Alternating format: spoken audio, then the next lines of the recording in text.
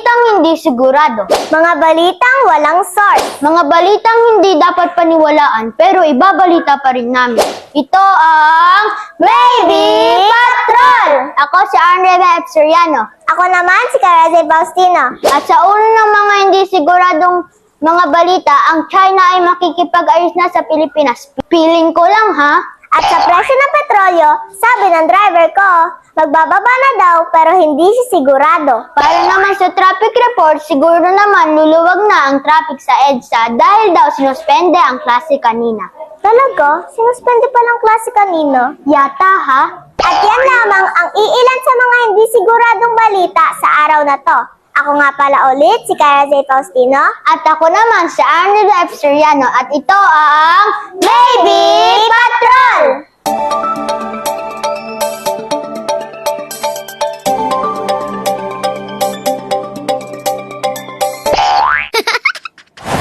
Tatakbay ko pangkoy, acting workshop. Tara na, ikaw na ang susunod na star.